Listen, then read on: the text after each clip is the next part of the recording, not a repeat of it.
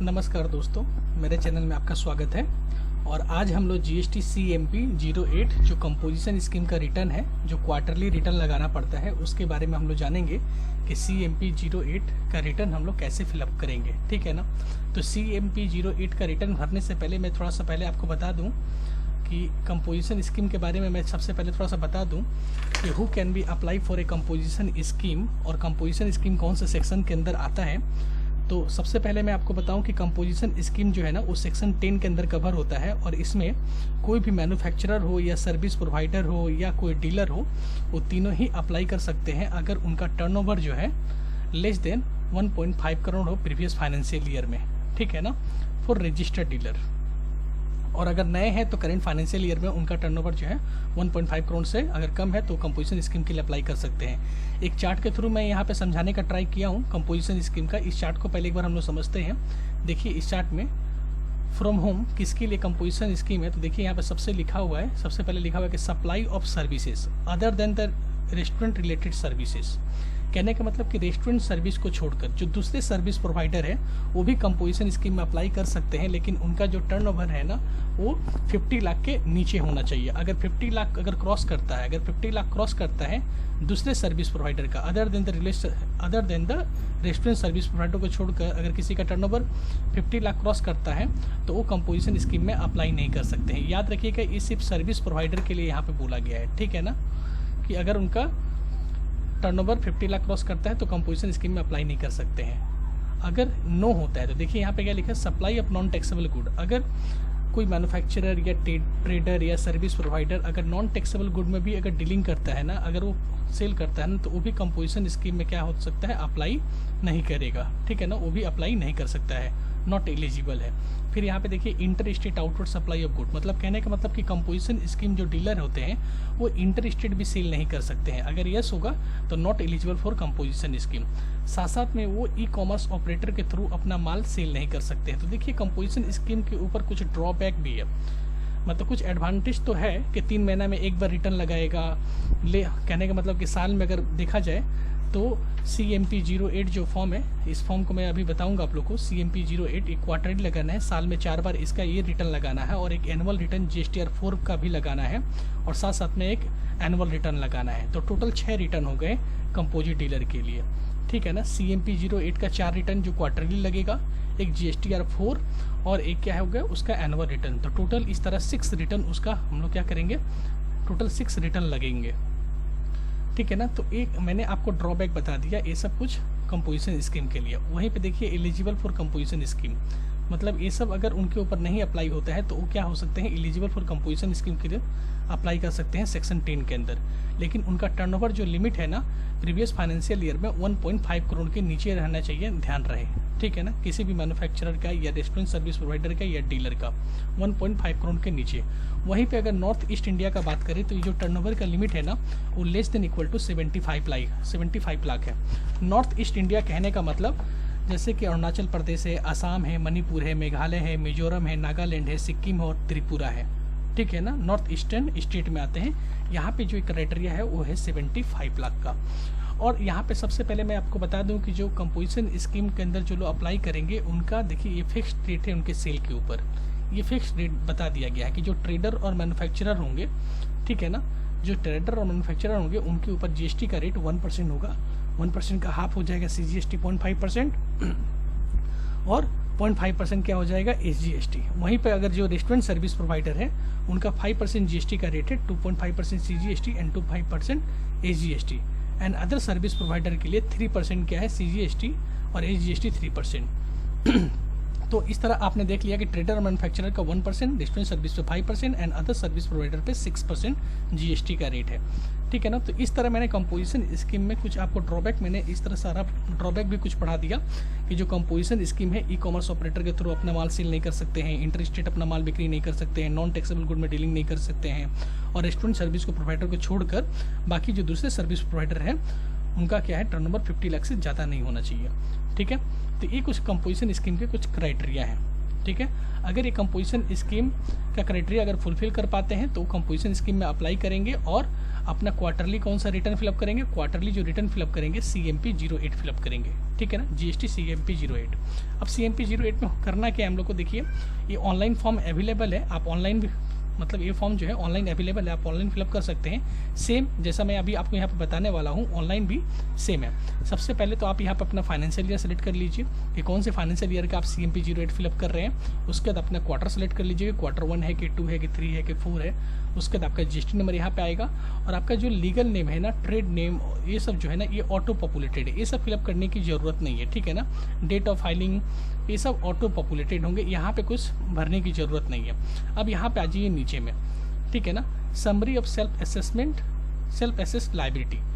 ये जो point number 3 है ना, इसी को मेन हम लोग को समझना है कि पॉइंट नंबर 3 हम लोग को भरना कैसे, summary of self assessed liability.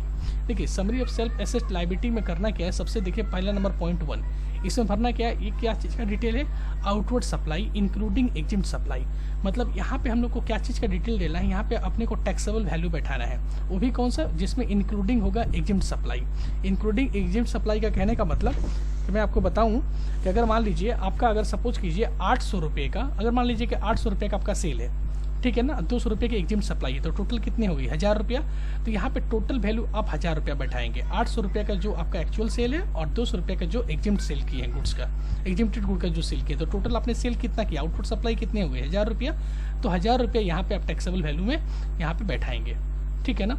और एक बात और आपको बता दूं कि आप इंटर स्टेट आप सेल नहीं कर सकते हैं, इसीलिए ये जो होगा ना IGST, ये वाला कॉलम आपका ब्लॉक दिखाई देगा, मतलब ये वाला ओपन नहीं होगा, ये ब्लॉक पोर्शन होगा, ठीक है ना, ये ब्लॉक किया रहेगा। ये यहाँ पे कुछ बैठाने की जरूरत नहीं है, क्योंकि जो कंपोजिशन स्कीम वाले होते हैं ना, वो इंटर स्टेट तो सेल कर नहीं सकते हैं, वो सिर्फ within the state sell करेंगे, इसीलिए सिर्फ CGST और स्टेट GST आपको कैलकुलेट करना है।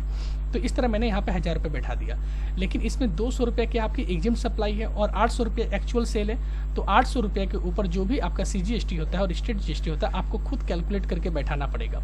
जो पहले क्या हुआ करता था, GSTR 4 में ऑटो कैलकुलेटेड हो जाया करता था, लेकिन अब ये ऑटो कैलकुलेटेड नहीं होगा, आपको जो भी आपका सेल है उसके ऊपर आपका CGST और स्टेट GST क्या है खुद बैठाना पड़ेगा, ठीक है ना। और रेट का तो मैंने पहले ही बता दिया कि अगर आप ट्रेडर हैं और मैन्युफैक्चरर हैं तो आपका GST रेट क्या होगा 1%, जिसमें 0.5% CGST हो जाएगा और 0.5% स्टेट GST होगा।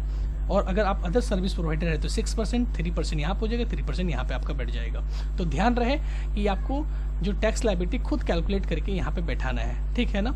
तो सब ये क्लियर है ना आप लोगों को, ठीक है। हाँ, तो वही मैं बताया कि यहाँ पे जो वैल्यू बैठेगा टोटल वैल्यू बैठेगा, ठीक है ना। और ये टोटल वैल्यू होगा ना, याद रखिएगा, इन net of advances and credit note and debit note.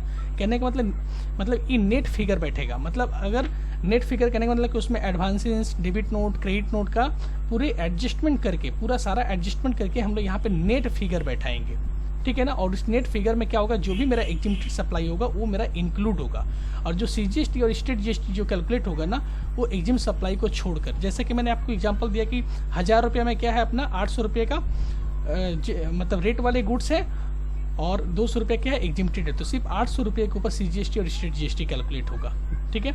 और यहाँ पे 2 नंबर पॉइंट में आप आ जाइए, 2 नंबर पॉइंट में देखिए, यहाँ पे 2 नंबर पॉइंट में ना, यहाँ पे आपका IGST भी अप्लीकेबल हो सकता है, मतलब ये वाला जो पोर्शन है ना, ये ओपन रहेगा, ये ब्लॉक नहीं रहेगा। कहने का मतलब कि यहाँ पे जो दिया है inward supply attracting reverse charge including import of services. कहने का मतलब देखिए, कंपोजिशन स्कीम वाले ना इंटर स्टेट तो खरीद ही सकते हैं ना, जब इंटर स्टेट खरीदेंगे तो IGST लग ही सकता है उनके ऊपर, ठीक है ना। या जैसे कि मैक्सिमम केसेस में यहाँ पे देखा गया ना, एडवोकेट से अगर कोई मतलब कंपोजिट डीलर वाले अगर कोई एडवोकेट से सर्विसेज लेते हैं या GTA से सर्विसेज लेते हैं ना, तो उस समय RCM अप्लीकेबल हो जाता है। और जब RCM अप्लीकेबल हो जाता है, लाइक अगर सपोज कीजिए कि दूसरे स्टेट के से मैंने GTA से सर्विस लिया या एडवोकेट से सर्विसेज लिया, तो RCM अप्लीकेबल हो जाएगा। तो RCM बेसिस पे हमको क्या करना पड़ेगा, यहाँ पे GST बैठाना पड़ेगा। तो वही बोला कि inward supply attracting reverse charge including import of services, ठीक है ना। जो सर्विस इंपोर्ट करेंगे वो भी इंक्लूड रहेगा। तो जैसे कि अगर मैं सर्विस इंपोर्ट करता हूँ तो वहाँ पे क्या हो जाएगा, IGST हो जाएगा। तो यहाँ पे IGST वाला फिगर हमको यहाँ पे बैठाना पड़ेगा। जैसे अगर लाख रुपया का सपोज कीजिए मैंने सर्विस इंपोर्ट किया, तो मेरा फिगर यहाँ पे कितना जाएगा, लाख रुपया, और उससे रिलेटेड जो IGST हो यहाँ पे आ जाएगा, ठीक है ना। तो वही मैं समझा रहा था कि अगर विद इन द स्टेट अगर आपका कुछ ऐसा सप्लाई है जिस पे RCM अप्लीकेबल होता है, तो उसके ऊपर CGST यहाँ पे फिगर बैठेगा और स्टेट GST यहाँ पे बैठेगा, CGST यहाँ पे और स्टेट GST यहाँ पे।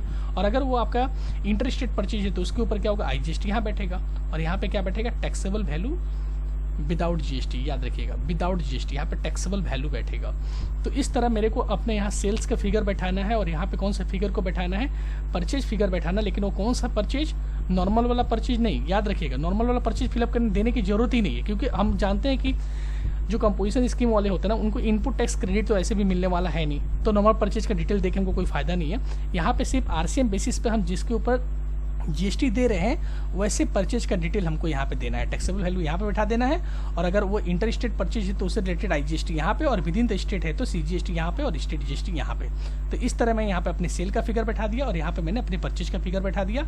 3 नंबर जो पॉइंट है टैक्स पेबल, हमको कितना टैक्स पेबल करना पड़ेगा, ये जो पॉइंट नंबर 1 और पॉइंट नंबर जो 2 है, इन दोनों को जोड़ के जो फिगर है यहाँ पे ऑटोमेटिक आ जाएगा।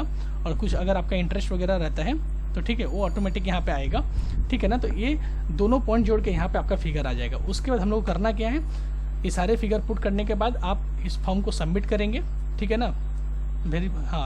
वेरिफिकेशन करने के बाद इस फॉर्म को हम लोग क्या करेंगे, सबमिट करेंगे। सबमिट के वही 2 रास्ते हैं, आप चाहो तो इलेक्ट्रॉनिक वेरिफिकेशन कोड ईवीसी के थ्रू सबमिट कर सकते हो फॉर्म को, और नहीं तो आप डिजिटली सिग्नेचर के थ्रू आप भी सबमिट कर सकते हो। तो ये सारे फिलअप करने के बाद हम लोग करना क्या है, सेव कर देना है फॉर्म को। सेव करने के बाद प्रोसीड टू फाइल, यहाँ पे एक ऑप्शन दिखाई देगा आपको। सेव करने के बाद जैसे हम लोग 3B में सेव करते हैं ना, ऐसे यहाँ पे सेव करने के बाद यहाँ पे एक प्रोसीड टू फाइल ऑप्शन दिखाई देगा। उस प्रोसीड टू फाइल पे जब आप क्लिक करेंगे, जब क्लिक करेंगे तो आपको क्या दिखाई देगा, वो आपको सीधा क्या करेगा, वो आपको टैक्स पेमेंट पे लेके चला जाएगा। अगर कुछ एडिशनल कैश रिक्वायर्ड है, अगर कुछ आपको टैक्स, सपोज कीजिए कुछ टैक्स आपको एडिशनल कैश रिक्वायर्ड, अगर फिगर में अगर कुछ आपको एडिशनल टैक्स दिखाता है तो आप क्या करेंगे, उसको वहाँ पे कहने का मतलब प्रोसीड कीजिएगा तो सीधा आपको चालान पे लेके चला जाएगा। अब चालान के थ्रू जो भी है आपकी, जो भी एडिशनल कैश में जो रिक्वायर्ड फिगर दिखाई दे रहा था वो सीधा आपके चालान में लेके चल जाएगा। अब आप नेट बैंकिंग के थ्रू या डेबिट क्रेडिट कार्ड के थ्रू, उस चालान के थ्रू आप जो भी आपकी टैक्स लायबिलिटी जो निकल के आई है उसको आप पेमेंट कर दीजिए। पेमेंट करने के बाद क्या हो जाएगा, वो इलेक्ट्रॉनिक कैश लेजर में पैसा ट्रांसफर हो जाएगा, ठीक है ना।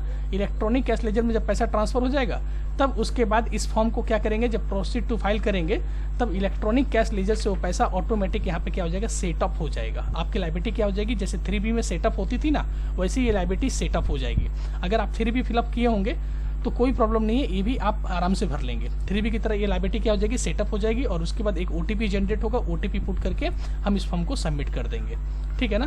तो इस तरह हमारा CMP 08 जो है फॉर्म सबमिट हो जाएगा। CMP फॉर्म बहुत ही ईजी है दोस्तों, ठीक है ना। पहले तो अपना क्या था ना, जब GSTR 4 पहले क्या होता था, कंपोजिशन स्कीम के लिए GSTR 4 क्वार्टरली रिटर्न लगाया करते थे, लेकिन अभी गवर्नमेंट ने GSTR 4 जो है वो एनुअली कर दिया है कि आप साल में एक बार लगाइए। और CMP 08 जो स्टेटमेंट है, देखिए यहाँ पे लिखा भी है कि statement for payment of self assessment tax, मतलब इसको अब क्वार्टरली लगाना है। अब GSTR 4 को क्वार्टरली नहीं लगाना है, याद रखिएगा, ठीक है ना।